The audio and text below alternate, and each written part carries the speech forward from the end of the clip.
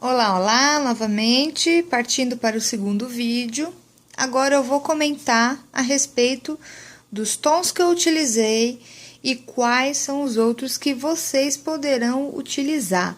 Porque o que acontece? Tem gente que não gosta da Faber, tem gente que não tem Faber.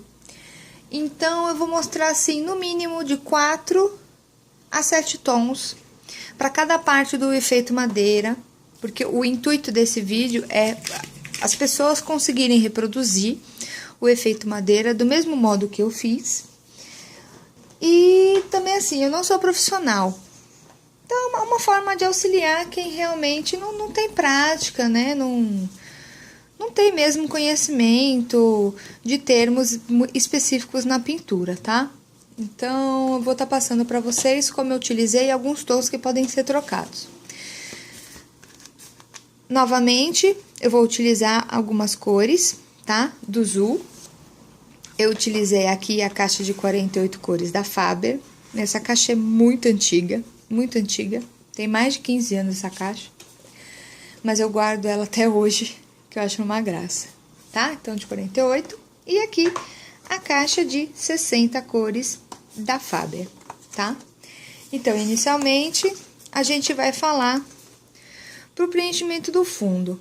Simplesmente, o efeito madeira, ele se subdivide em 4 etapas.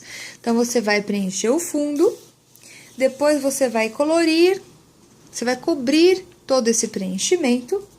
A terceira etapa, você vai fazer os traços. E a quarta, as pintinhas e as divisórias entre as madeiras, se você fizer com divisória. Mas as pintinhas é um charme, então é a quarta fase, tá bom? Então, aqui, ó, 4 tons, ok? E eu utilizei as 3 caixas de lápis de cor que eu tenho. Então, inicialmente, a gente vai começar com o quê? Deixa eu só... Eu vou deixar aqui o fundo, só pra vocês terem uma noção. Isso. Aí. Tá aqui o fundo madeira. E aqui... para vocês conseguirem pegar tudo direitinho. Então, temos aqui o areia da caixa de 60 cores, certo? Aqui. Foi exatamente esse tom que eu utilizei. Todos que tem asterisco foram os lápis que eu utilizei. Aqui nós temos na caixa de 24, a de 48, que geralmente sempre tem esse tom, né, que é o número 32 do lápis da Faber ainda, ok?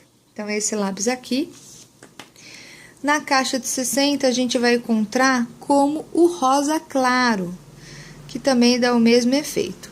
E isso aqui que eu fiz, só para vocês entenderem essas legendas aqui, o quadradinho é o tom pressionando o lápis fortemente, certo? Então, você vai pressionar, ele vai ficar assim.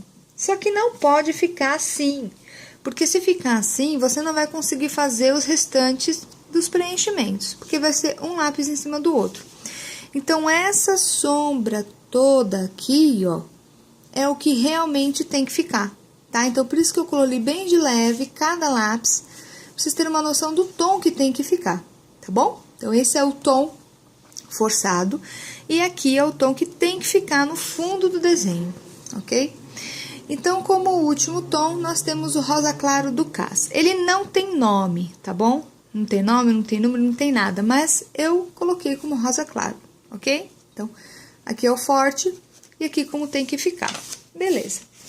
A segunda parte é aqui, você vai colorir em cima do preenchimento. Como vai funcionar isso? Então, aqui a gente tem 6 cores diferentes de lápis, tá? Então, na caixa de 60, vocês vão encontrar o marrom claro, aqui, certo? O marrom claro. Ainda na de 60, vocês vão encontrar o ocre alaranjado. Ainda na de 60, o ocre queimado.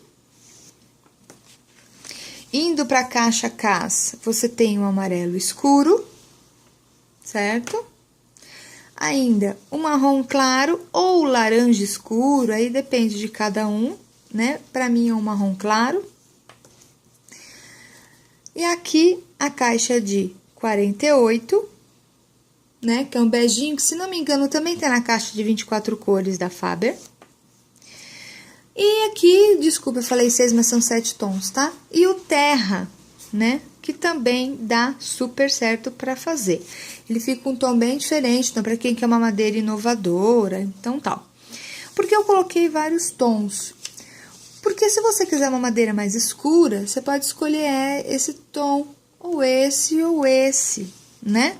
Se você quer uma madeira mais clara, então você pega uns tonzinhos aqui. Então, eu variei bastante, porque alguém pode querer uma madeira mais clara, uma madeira mais avermelhada, uma madeira mais escura, né? Então, tem para todos os gostos. Terceira parte do desenho, agora são os traços. Como é que a gente faz os traços, né? Então, a gente pode utilizar o 76 da caixa de 48, o 92 ainda na caixa de 98, o marrom que já segue na caixa de 60, na caixa de 60 ainda a gente tem o terra, o bordô também na caixa de 60, que dá para utilizar tranquilamente, vai fazer uma madeira mais avermelhada. E no cas também, se for uma madeira mais fraquinha, dá para você utilizar esse do cas, certo? E como último passo, a gente tem para as pintinhas ou as divisórias. Então, o que que a gente encontra? Na caixa de 60, o sépia, que é um marrom muito escuro, que foi o que eu utilizei. O preto básico, né, que tem na caixa de 60, de 12, de 24, qualquer caixa, qualquer preto tá valendo, tá? Uma madeira mais escura, principalmente.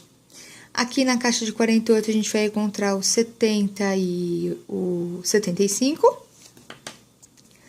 E ainda na de 48, o 77. E aqui pode ser uma madeira mais avermelhada ou um pouquinho mais clara. Pode ver que é mais claro que os outros tons, ok?